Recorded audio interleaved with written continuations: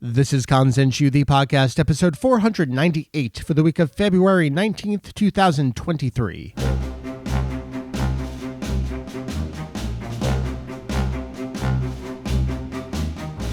Hello, everybody. Welcome back to Kanzenshuu, the podcast. An extension of the all-encompassing Dragon Ball fan site. Kanzenshuu. Yes, we cover anything and everything Dragon Ball in hopes of enlightening and a little bit of entertaining. A wee little bit. A wee. Speaking of the wee, hi, my name is Mike. You probably know me, Vegito EX. Live in the studio. Woo, it's Heath. What's up, man? How you doing? Good. It's good to be here. Yeah, technically we've already recorded one podcast. So. We have. We practiced. We did a whole run through of this. Yeah. So it'll this be entire flawless. episode, we've already done. No, we did a different episode. That one won't be out for a few weeks, maybe months. We'll see. I'm planning. Years? It's maybe? a post. Yeah. No, that's the other one. This one I plan on doing. That's a post 500 episode. This is still a pre 500 episode. But as is kind of standard, anytime someone comes over, I start getting a little sick. So I've got the the mucus thing going on, but I can't pass up an opportunity to do a live, podcast recording. So even though, for all history, posterity, you'll hear a little bit of nasally Mike on this episode, and I figure it's worth it. As I call him, normal Mike. Yeah, this is normal Mike. I totally did have someone mention at some point, I think was it Zephyr, who was going through all the podcast episodes. He's like, Mike, you get sick a lot. I'm like, stop. Don't. Yeah, I wonder if there's somebody out there that could track that. How often? Yeah. With dates, sicknesses. You could provide that to a medical professional, maybe get something worked out. Maybe get a second, third opinion there. Heath, here's what we're going to talk about this episode on the podcast. This was a tweet that I put out back in October, so very timely. Yes. I like to stay as on we top are with of things. everything. Yeah. I would like to discuss with you, quote, biggest, parentheses, non-strength related, close parentheses, somehow still prevalent Dragon Ball rumor / misunderstanding. We had a poll here. I had 4 entries in the poll that I felt were some of the biggest, most prevalent. But I said, of course, if you have any other suggestions, we definitely want to hear it. There's obviously more than this, but I think these kind of couple ones give us enough of like a full conversation anyway. And a couple have little like split off topics from them. So that's what we're going to talk about this episode. We've certainly done rumor guide entry, kind of like dedicated podcast episodes. Maybe I'll load up the rumor guide after this to look at some of those other ones. And of course, we have the intended endings guide. That's going to be a big focus of one of these in particular. But I really like talking about this stuff as it's, you see it everywhere. As we were just reviewing some of the responses, tweet responses we had on here, a couple of them were like, I know that one, but I hear this angle of it more. And it's like, no matter like what group you roll with, it seems to be, or social media platform even, you get like a slightly different twist. Oh, absolutely. Because I think we talked about one in particular, and I said, I hardly have ever heard that. Yeah. And apparently other people hear it a lot. Yeah. So we'll see. It's good to get a variety of opinions and thoughts on that. Yes. That's what we're talking about this episode. Let's roll right on into this topic then. Here we go. All right, Heath, the 4 answers we had in the poll here for biggest non-strength related, somehow still prevalent Dragon Ball rumor / misunderstanding. And this is basically in order of responses too. I didn't necessarily order it this way. I kind of did. I figured this is how it would go. Number 1. Dictated is what happened. Sure. It was leading questions and answers. Number 1, intended to end with Freeza. Oh, I've heard that one many, many times. Yes. Number 2, the Buu arc Gohan / fan outcry. That one, I only have so many characters to put into a poll answer. So that one is about Gohan being in a leading role in the Buu arc and the rumor of, it was fan outcry that led to Goku coming back. We can certainly talk about that. Number 3, Toriyama writes the Dragon Ball Super manga.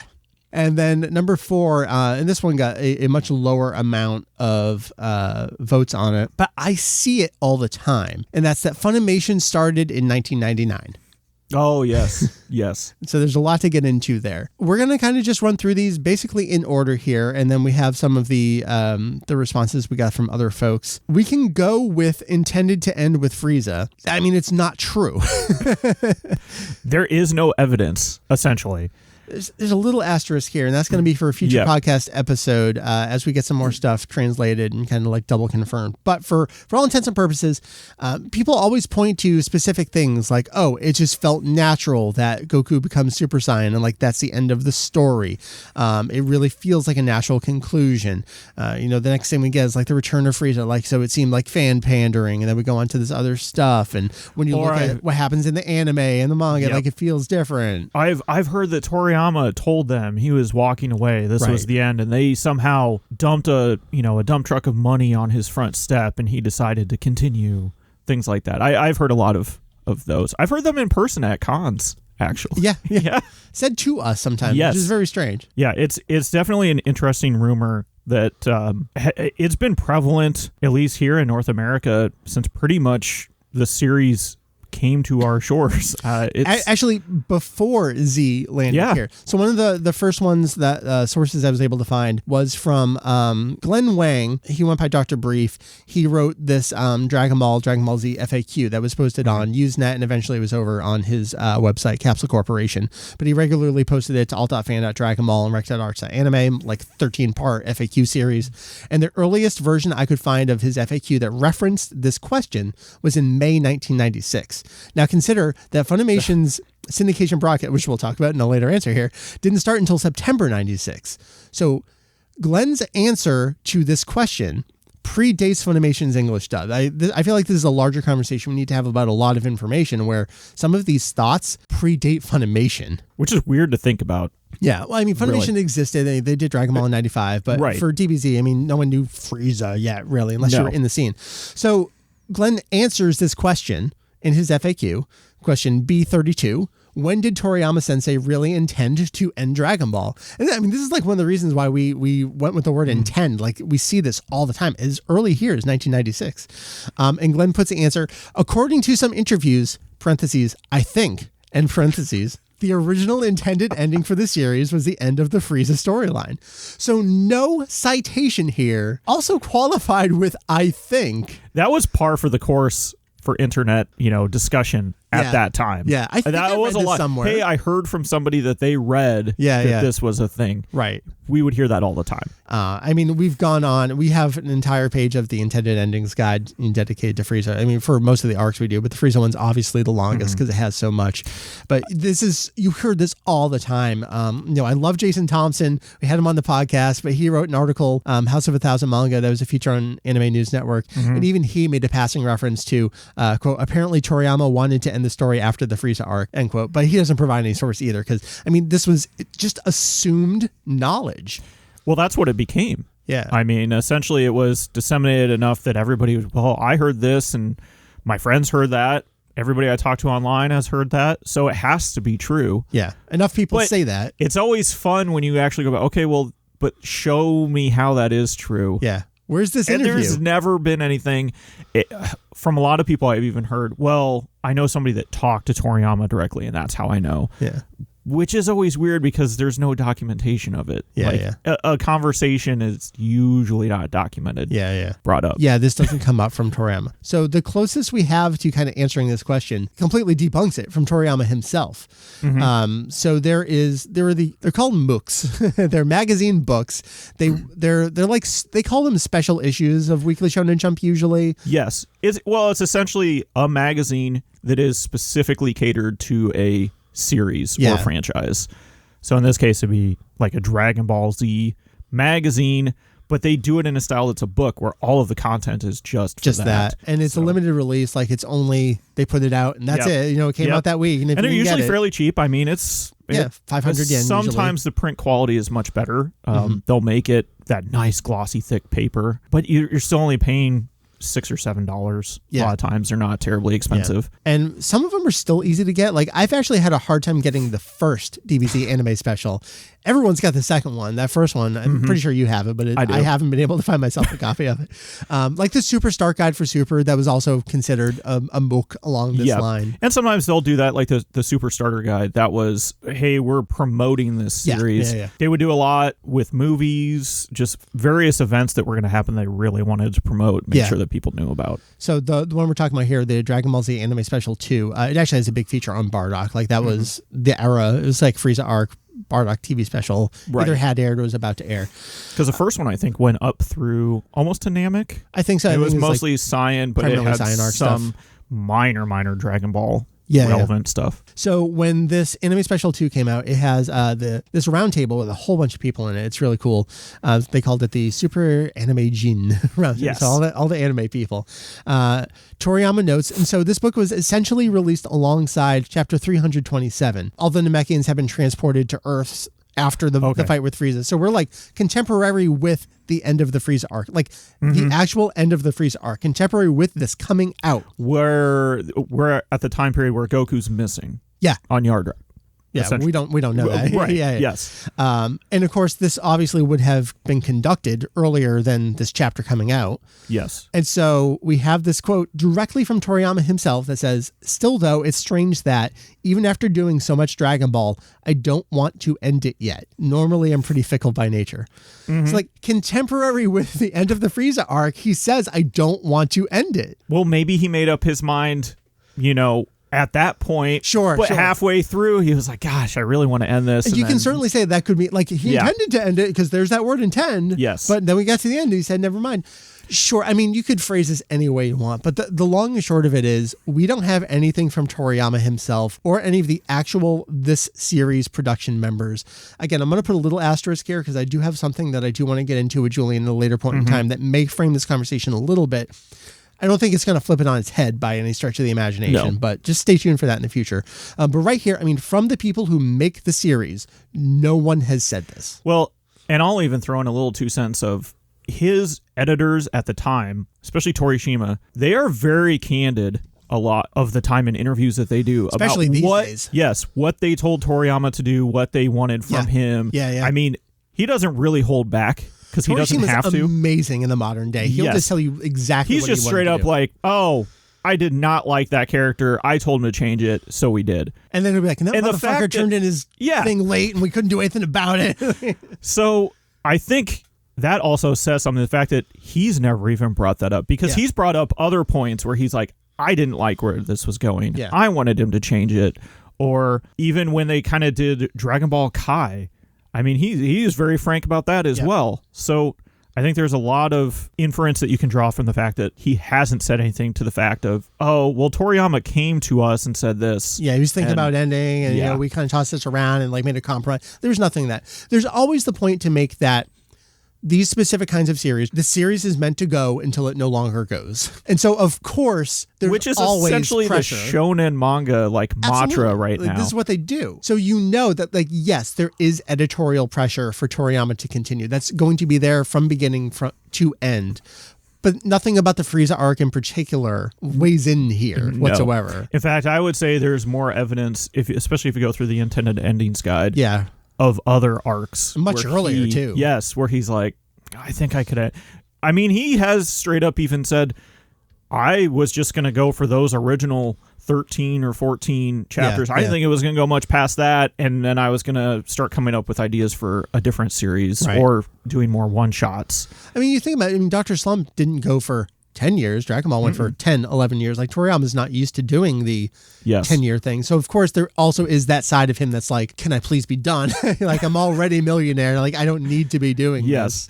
But it really continues to come back to Toriyama has never said that he intended to do it there. And we have so many interviews, like even if it's not translated on the site, this is something we would have prioritized to get up there.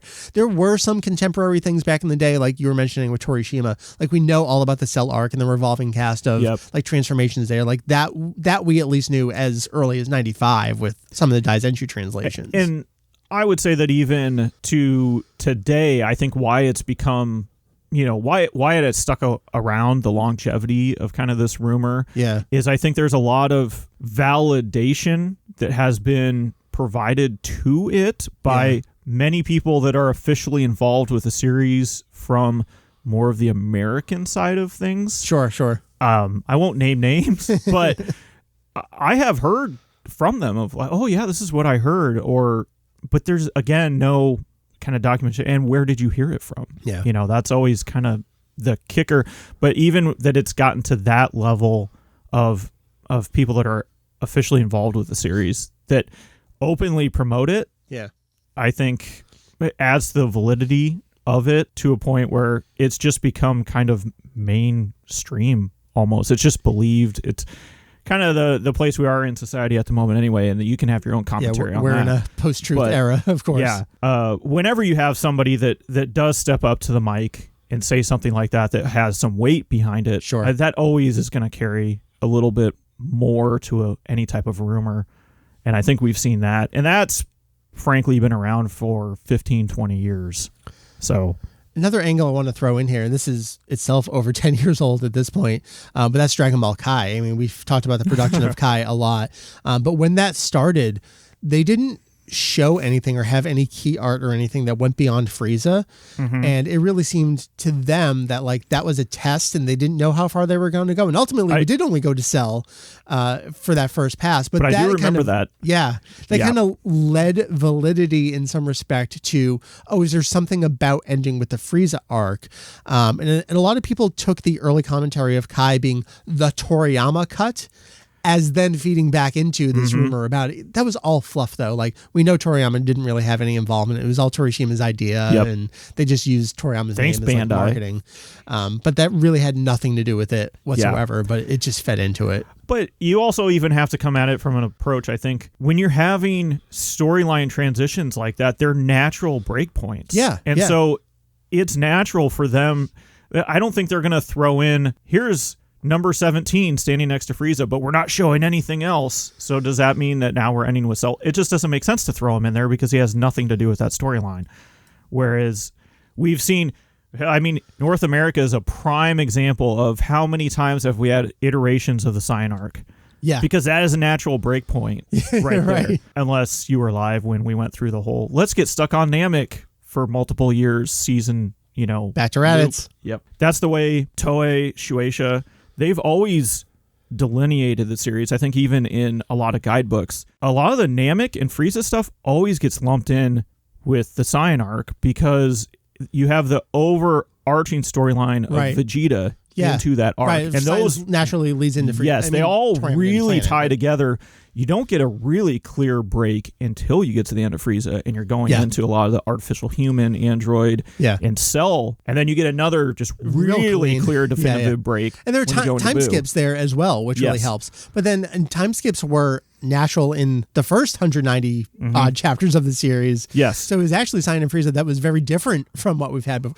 It's strange because a lot of the Dragon Ball arcs do naturally lead into each other, like 22nd Piccolo Daimao, 23rd. Like that's actually kind of a very natural like arc to arc storytelling. Yeah, they all tie in, but you can still break them up. Yeah. The Saiyan, the early parts of what you would consider Dragon Ball Z, they really all flow together.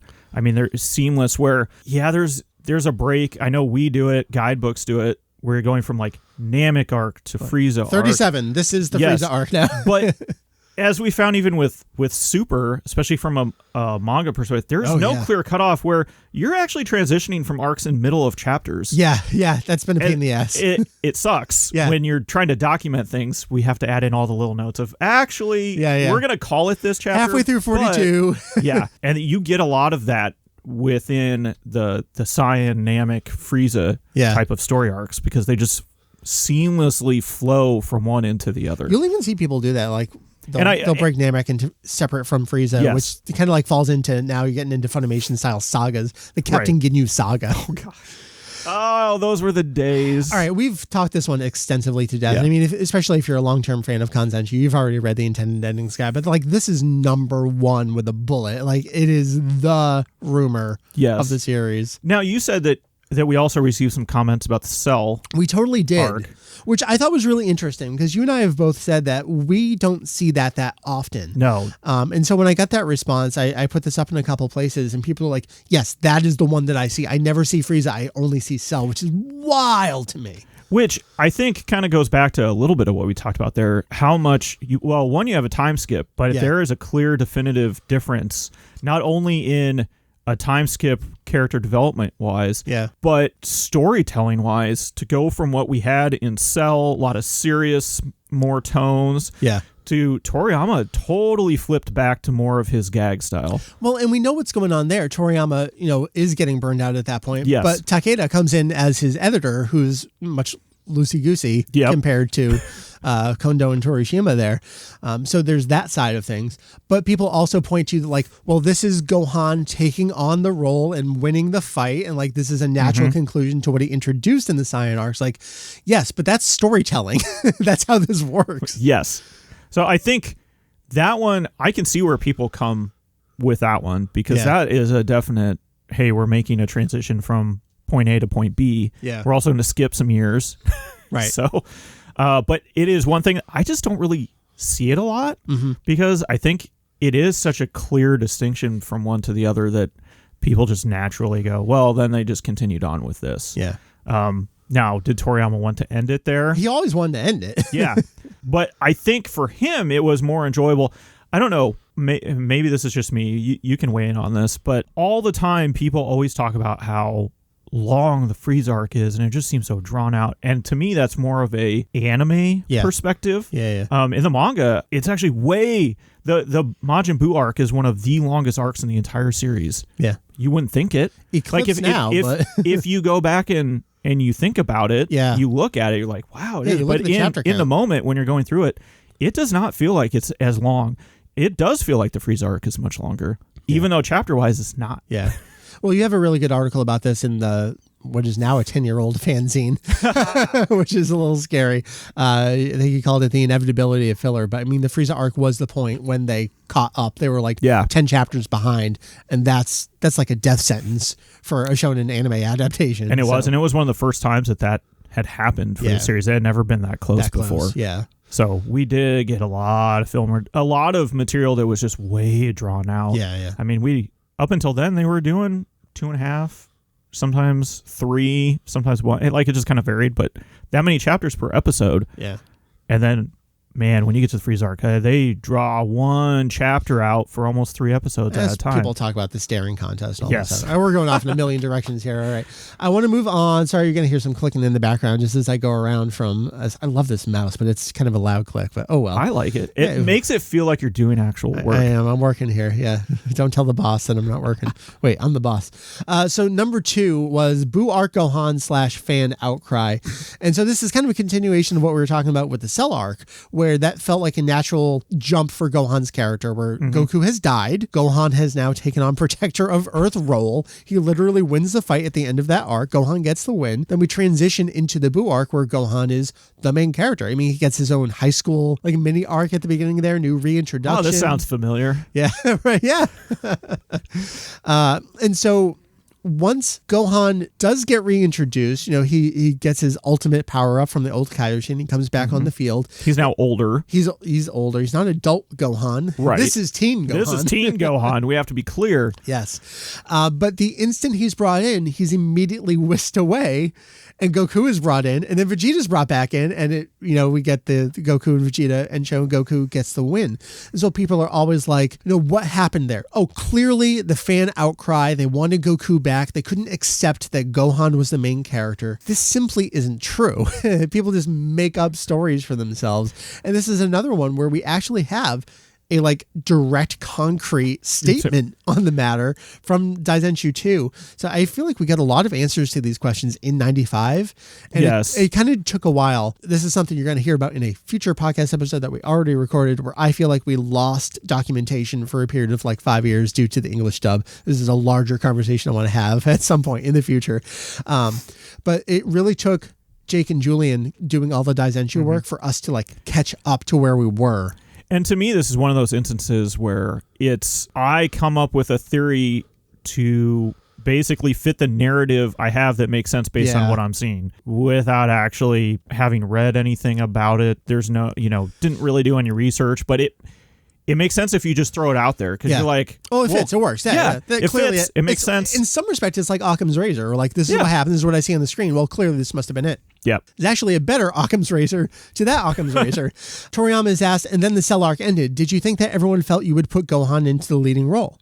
And Toriyama responds, I intended to put Gohan into the leading role. It didn't work out. I felt that compared to Goku, he was ultimately not suited for the part. So, and this is just Toriyama working through his art by himself with an editor who isn't really directing what he needs to be doing anymore. So he's really left to his own devices to just throw. I mean, this is the Buu arc. Like, he just throws shit at the wall, and he's going from Gotenks to Vegito to Gohan back to Goku. And we know, I mean, he was essentially, he never at that time really drew out entire story arcs. He never knew where it was going. He wrote a lot chapter by chapter. Yeah. And I think that really lends to kind of what happened with that character. You definitely, like you said, you get the impression of he is just throwing shit at the wall. And what kind of works? What does he like? And one, he liked a lot of the gag material. He went back to that shtick, which is fantastic because I think it works really well for the type of characters that he brought in. Again, revisiting fusion, which is always fantastic.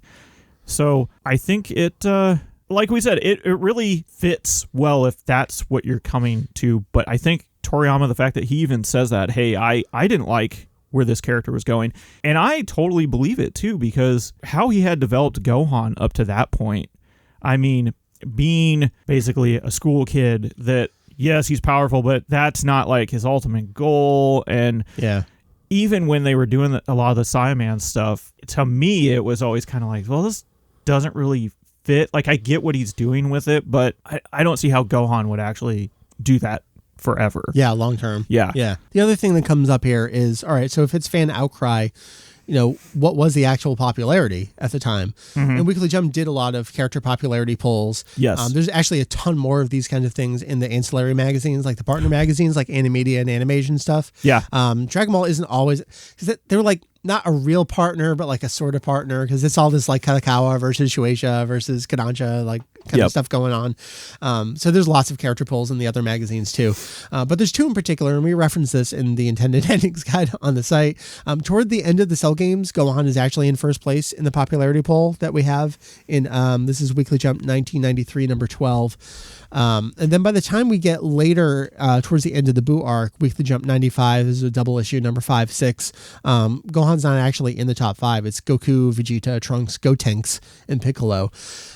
The character popularity polls really just kind of match who's in the series at that time. Yes. And the protagonist is usually always going to be number one. Yeah, because you're enjoying what they're doing. There's a lot you could read into there, like what made Gohan, you know, drop. Is it because like he himself was dropped? Did people like the older like you could come up with a million narratives here. Yeah. But basically what we're getting at is the popularity polls don't back up that narrative of like there was fan outcry. If Gohan was still in number one that entire time, that would lead a little more credence to it.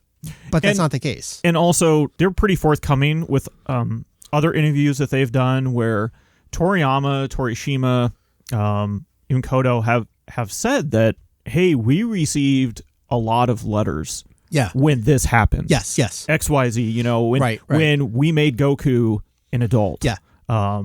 Or things that they did with him as a kid. When they did a lot of Budokai stuff, it was like, oh man, it got really popular. We got really good responses.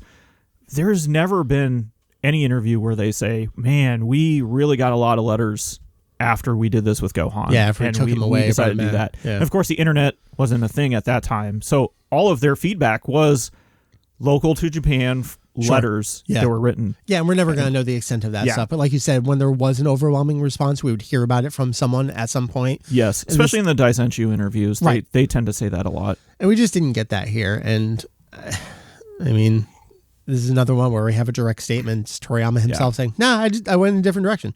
That's all there is to it. Like, I know it's not necessarily a satisfying answer for some people, but that is the answer. That's it. Yeah. It was not his artistic vision. He didn't like where it was going. He wanted to change it. All right. Number 3 on the list here was Toriyama writes the Dragon Ball Super manga. This one, I think we could go on. You have 2 hours to kill on this? This is totally its own. And so this is, I think, did I mention this already? The aforementioned, I am currently writing this for the rumor guide right now.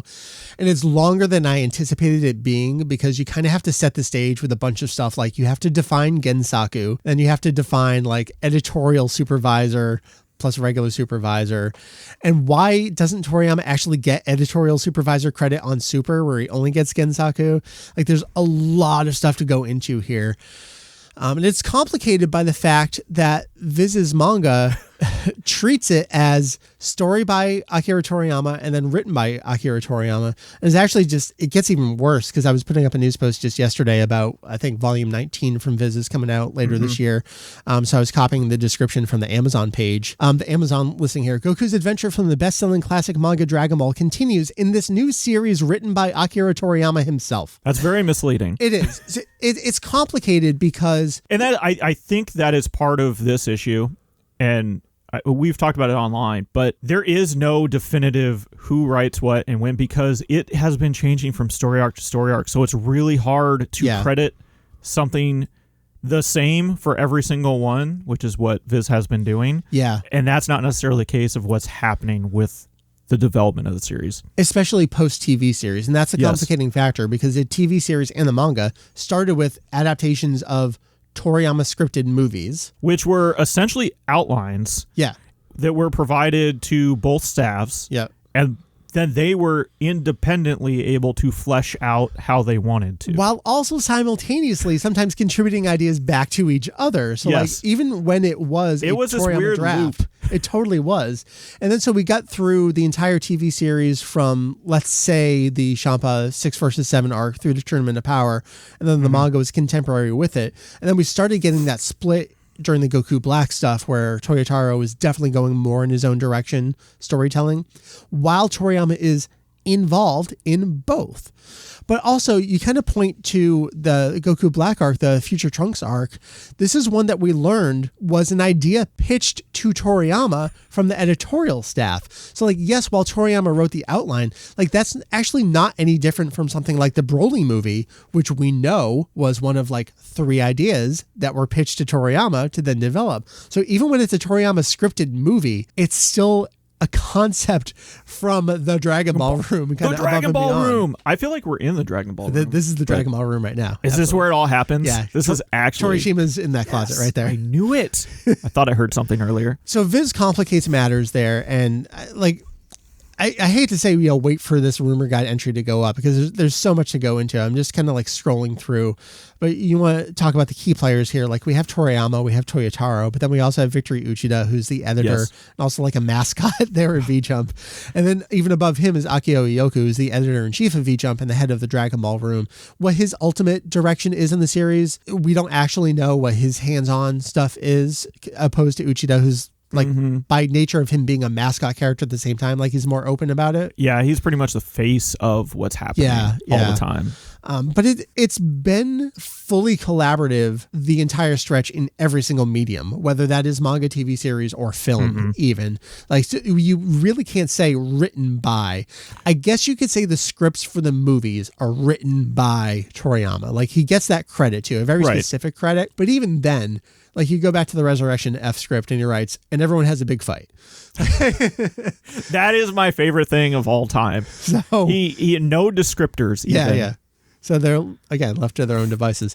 But even Toyotaro has said, hey, I came up with this idea. I sent it to Sensei. Yeah. And these are the comments I got back. And I, was just flabbergasted at what he came up with and how he fleshed out my idea. Right. And it's just kind of, or gave him approval of like, yeah, dude, this is awesome. And then the fact that your mentor is basically approving what you're doing with his work. I guess I want to run through, and we've actually talked extensively about these with Ian here on the podcast, going through the Galactic Patrol Prisoner arc and the Granola arc.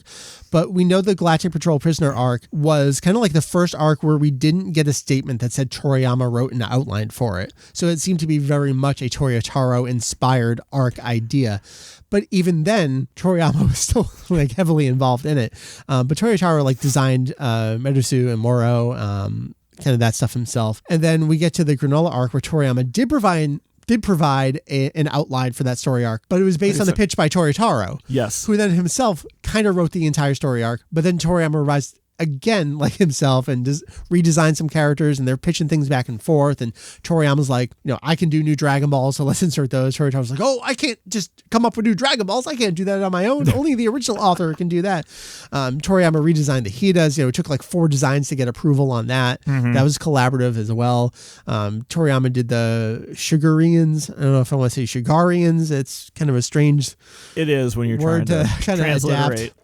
But and then you get to Superhero, which is another thing where it's like we know there's multiple ideas being pitched around. There's no good answer for who writes the Dragon Ball Super manga. The Dragon Ball Super manga is written by committee. That said, the Dragon Ball Super manga is written by Toyotaro. The words that are on the page, the drawings that are on the page come from him exclusively. Yes, those are influenced and revised and corrected by Toriyama, and Uchida's got his own influence, but the words you read on the page in the Dragon Ball Super manga are put there by Toyotaro. And the majority of the layouts, from what we've seen, Toriyama might change slightly a few panels, but it's more character positions. But most of the paneling itself is all Toyotaro. That's kind of like a sub-rumor I've seen. I think I need to address it here. People are like, Toriyama does the storyboards for Super, and then Toyotaro. Toriyama has specifically come out and said that how much he hates storyboarding. He doesn't. And we get official articles on the official Dragon Ball site with the official storyboards by Toyotaro every month. Like, they show us Toyotaro's storyboards marketed as Toyotaro's storyboards and drafts. It's not a question of who storyboards Dragon Ball Super manga. No. Not at all. That is the age we live in, and it's fantastic. Yeah. It's Viz's fault that we kind of have this. I kind of don't envy their position because I don't either. They want to get Toriyama's name on it. Yeah. I'm not here to say, this is at fault. I know some people really go after it's their fault. Why don't you change all this? And I don't envy their position at all of how do you put that out and explain it when you're not very good at explaining these things. I think is a good way to look at it. Yeah. You can get the full story even within Viz's volumes because they do whatever interviews are in there from the Japanese releases. So you can get some of that Toriyama. You can get some of that Toriyama and Toyotaro kind of like banter about who's involved in what capacity. Which I really enjoy the fact that they did. I'm glad it's there. But that's, you have to buy the physical volumes. It's totally counter to what you see on the cover. Yeah. And if you're only reading the Simulpub, you're never going to see that stuff. It's only in the collected volumes. So you kind of have to be, you don't have to be Kanzenshuu tuned in, but you have to be like, I bought the series tuned in. Right. Which not everyone is. Especially when it's free online. Yeah. I mean, I love that part. That is I do too. Very nice. All right. This takes us to the last answer on the poll, and then we'll get to some of the other things that people tossed out there. But the rumor that Funimation didn't start working on the series until 1999. Oh, this is like your bread and butter. This is the stick up my butt of people saying like, there's the Ocean dub and then there was the Funimation dub, and Funimation took over in 1999. It's like, it's not just the voice cast that I feel is important to this answer. So jumping back, Funimation formed in 1994. Gen Fukunaga and family down in Texas, and business partners. I forget what industry he was in before, but Daniel Kokenhauer. I'm going to say oil just because. Must have been. Started a company. He had an uncle, which I want to say we figured out was Kozo Morishita. I'm not entirely sure, but I think that's the family connection. Yeah, that sounds right. Started Funimation. Quote us on that. Yeah. And through this connection was able to acquire the license to Dragon Ball in America, which was fucking wild because no one saw coming. There were plenty of other companies people thought these other companies had it. And there was a great article I have over in the press archive where someone was like, last we heard this company had it, but this no-name company out of Texas called Funimation just grabbed it. Can you imagine though being in Funimation offices and you get that and then you go, how the hell are we going to distribute this thing? What do we do now? We don't have people to do this. Great. So Funimation starts in 94. They kick out a test dub of Curse of the Blood Rubies, a recent feature on the site. Definitely check that out. Then they start doing Dragon Ball in syndication 95, 13 episodes, the movie. We know this story. They skipped to DBZ in 96, 2 seasons in syndication, 96 to 98. Cartoon Network picks it up in 98, the end of 98 there in September. Start re-airing the syndication seasons. September 1999, season 3, television broadcast season 3, as opposed to DVD volume season 3, begins with the new Texas in-house cast and new third replacement musical score by Falconer Productions. It was Funimation doing this the whole time. Since 94, Funimation has been the licensee of Dragon Ball animation in North America. Just the people changed. And even then, not all the people changed. Yes. I think one of the most important things I like to point to is that even when it shifted to the Texas voice cast, guess who was still writing the scripts for the dub?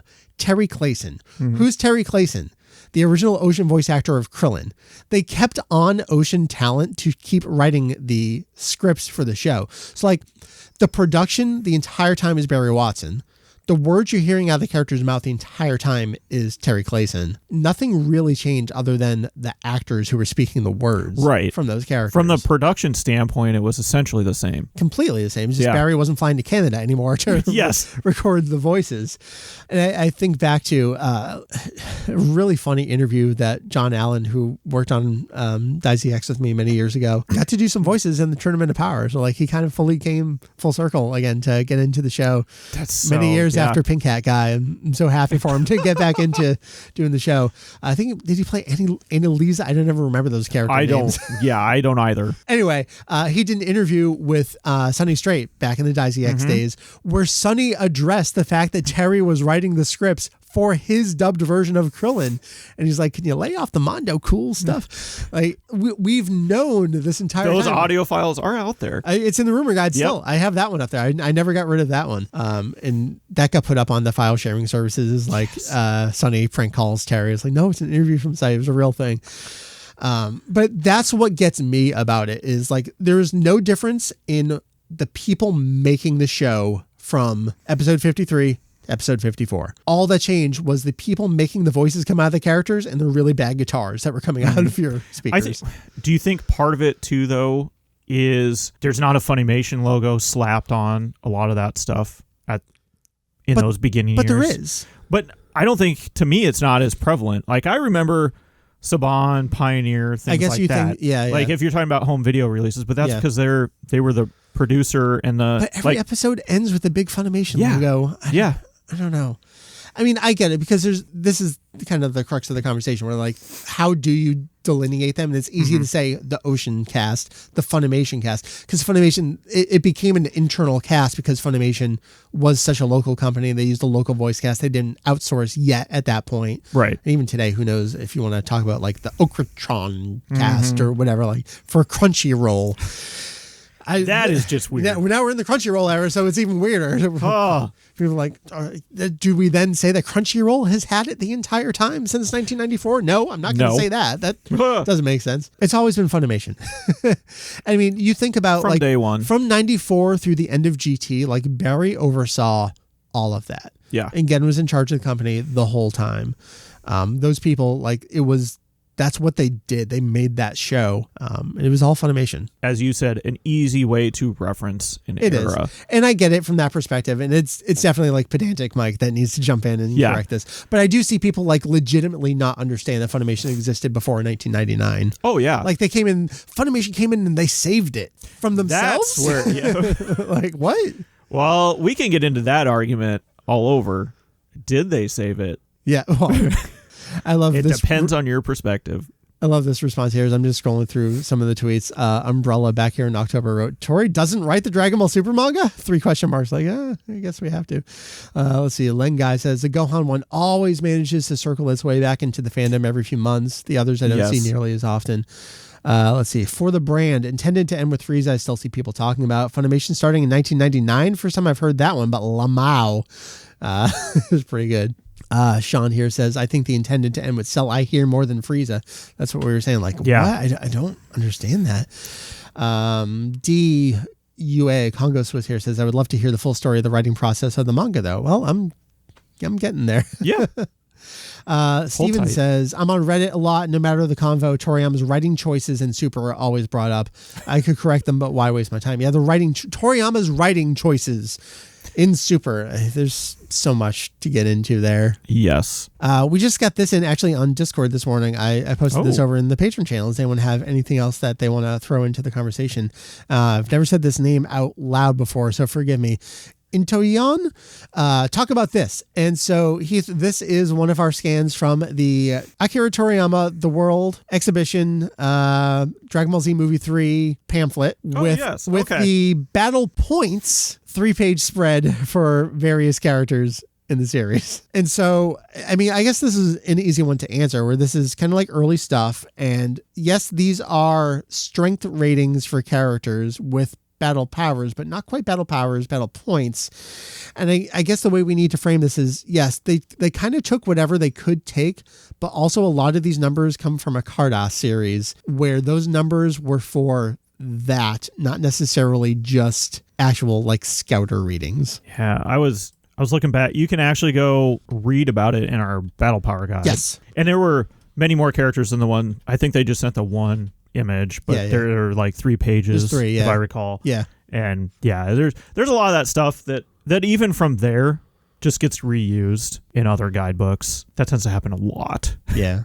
This was the summer 1990 Toei Anime Fair. This was such a fun era, this particular fair, because there are, I think, 3 books associated with it. There's at least 2. There's the Akira Toriyama The World special, and then there's also Akira Toriyama The World. It was basically the Toriyama fair. Yeah. Because they were doing, everything was Toriyama related. Yeah. And it was basically, we're going to show him off as much as we possibly can. And they created so much content around that. Yeah. They did a soundtrack release for it too, with the Pink songs, the Kinosuke songs. I picked that up. That was fun to get. But yeah, because this was all Toriyama stuff, so they just filled out the pamphlet with as much Dragon Ball Toriyama stuff as they could get. And so they decided to show a bunch of characters with power levels in them, but that weren't power levels. Right. Yes. But you see this, you don't read Japanese, you see these numbers and you're like, well, what did they do? How did they get this so wrong? And you don't really have access to Cardass, really. No. So to you, they're just random numbers that are out there if you don't actually have the actual cards or play the game or anything. Yeah. So I get it. It can be very confusing, especially when you have random images that just float out onto the internet with no context. Sometimes in black and white too, and they're like real bad. Like, why do we have to buy everything? Almost misleading in a way. Yeah, I mean, I don't mind buying everything. I like having it. I love getting stuff in. There was one in particular. It's actually on this page here. I haven't replaced them yet. It's right above this section. It's the... is it the Z ones? It is V-Jump July 2004 with Gogeta, Kula, and Broly from, is this DBZ 3? Budokai 3 as it was coming out.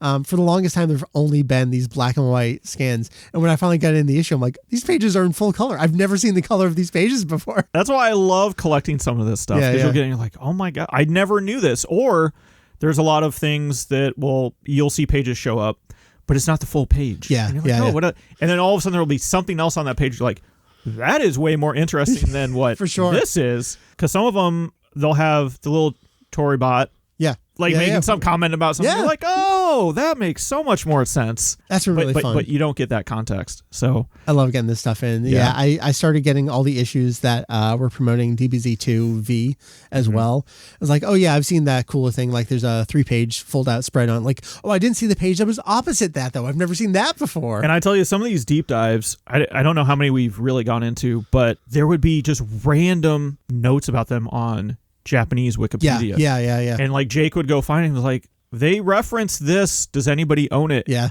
Or there was no reference. They would just say it was in V-Jump. Right. But not provide an issue number or year. Uh-huh. And God, we would track some of that stuff down. I mean, the thing I say about V-Jump is at least it's a known quantity. Like, if I have to buy 6 issues in a row, like, it'll be in one of those. Like, we know when this thing they're talking about, like, it's got to be in this span. I can tell you, it's really hard sometimes to track some of the stuff down in Weekly Jump. Yeah. Because it was weekly. Yeah. And it was, who knows what issue. Because when they were doing a lot of promotion stuff for movies, I've found a lot of that material, but it could be month ahead of time. It could be 3 months or just the week before a premiere. One of this kind of like another really big misunderstanding rumor is GT in the 5 years actual time frame versus the 10 years, which is going to be, I keep putting this off. I have one more box I need to get in of extra magazines to double check some stuff. But it is 5 years. 10 years is a rumor that extends not just from Funimation's English dub. It predates it all the way back to... I want to make it 7 years. 98. Just to really... Someone in a magazine said 7 years too. Yep. I mean, you come up with a year. Someone said it.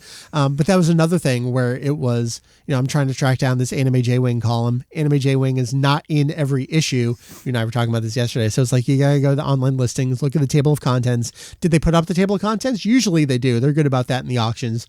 Does this issue have an Anime J-Wing column? So for me, it was like, I think it was JWing25 said, as we previously showed in 22 and 23. So then I had to backwards check through all the table of contents to figure out, I can't find a table of contents for this issue. So it could be this one, but it could also be like these 3 before it that either does or doesn't have the 22 and the 23. So I was like, well, I got to just buy them all to make sure I get this. Luckily, I was able to figure out that exact range and get that stuff in.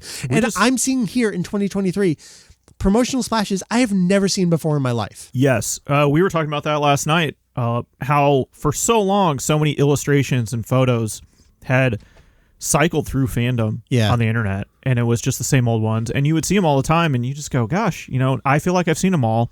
Every once in a while, they would release some official guidebook with an illustration. You're like, no, I haven't seen that one. Going back through a lot of the old Jump issues, I've found so many things where it was an original illustration just for that issue, and that's the only thing they used it for. But since it wasn't a cover illustration, it was never reprinted in anything. So a lot of that stuff would get collected in things like Kanzenshuu 1, and then later the Super Art Collection. Illustration? Whatever. But if it wasn't Toriyama that drew it, maybe it ended up in Golden Warrior. Is that the art book? But there's still some stuff, not even necessarily just artwork, but like, that's what I wanted to track down was like, how did GT first get advertised? Like, I've never seen that original spread from Weekly Jump. I've seen Toriyama's 3 illustrations or illustration of the 3 main characters. Yes. Because that always got reprinted. That was always in, Kanzenshuu and subsequent illustration collections. But like how it was presented on the full page, they didn't even name the characters. They're like, is this Goten? Who is this character? And then who is this girl character? We don't know who this is. Why does Trunks look this way? It was so cool to see that actually in its own original context. Well, there was even, I think we have it in the data book guide on the Kanzenshuu page, but for a long time there was always discussion about the original 7 Kanzenshuu books. So you could piece them together and make Shenlong. But it was always, everyone just thought, well, that's just convenient. That's what, it turned out to be, and you just kind of had to know. And it wasn't until I found an actual issue of Jump where it was specifically advertised as, here are all the books together in that specific layout to form it. It was like, so back in the day, they advertised it that way.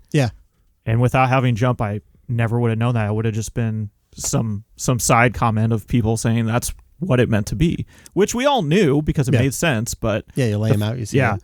That's been fun about specifically the like end of the Z broadcast on TV era going into GT. That is the time frame where every issue of Weekly Jump has a Kanzenshuu ad in it. So I get to see all that stuff. It's been fun. There are probably more, and we're going to put this episode out and people are going to respond like, well, how did you not cover blank? But I feel like if we didn't get it back in response to that original tweet, then maybe it wasn't necessarily that important. I just feel like those are some of the biggest. And what's so interesting is we've covered all of these like extensively on the podcast, on the site before. But especially as Fandom has changed, you'll hear about this in a future past episode. The places that people are online, it's so decentralized now that you can go into these other pockets and people just haven't been exposed. They haven't learned where the information is. So we go through these cycles all over again of people coming up with their own Occam's razor to fit their narrative. Justify what their thoughts are. And like we discussed, some of them, I mean, if you think about it, you're like, yeah, that makes sense. But if you actually go look for anything to back up with what you're thinking, that a lot of it's not out there. People, that's a next step that you have to do. You have to think about. You have to be willing to do that. Then that's work. Right. So, it's not just the critical thinking. It's like the effort side of Fandom too, which like, I get it. Like if you're just a fan of a thing and you just want to talk about it, I've thrown out my own ideas about things before too. Like you have to be invested at I don't want to say a better level. It's just a different level of. It is. What do you want to get out of it? I think is the takeaway. I'm fine if that's what you think, that's fine. But once you're going to throw it out there, especially in a forum setting, you should at least be able to. If you want to have a conversation, be ready to have a conversation, buddy, because I'll have that conversation.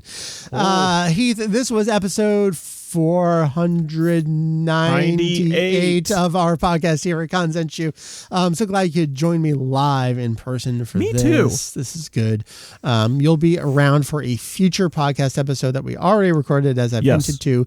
I believe that'll be a post 500 episode. Start an interesting little series. 519 maybe. I think you should make it. Oh, no. Oh, God. I got to come up with something cool for 519 too. Oh, should it be 520? That's what I was wondering, but you can make Julian 520. That's fine. I'll be the official chapters. He can be the side story. What do we do for me? What's another? Yeah, we don't really have a significant number after that. Because then you start adding in like Kai, and then there's 2 versions of Kai, and then Super. So I don't know. Yeah, I think you should be Kai. I think we should do that. What is the good Dragon Ball number post 519? Well, do you want to start adding on Super? As it stands, you're getting out there. 508 is a good number. 508. I'm sure we'll come up with something. Yeah. It won't mean as much, but whatever. All right. Heath, what do you want to throw out there to people? I got nothing. I'm just here for a nice weekend, just enjoying myself. It's good. Traveling is always fun. Yeah. I don't know if we'll do any more podcasts today. I gotta look at the list and see what else I have that you and I can just like do on a whim. I would appreciate it if you'd let me out of your basement at some point. No. That was Heath over there. My name is Mike, Vegito EX, Hujio and Vegito EX here in person.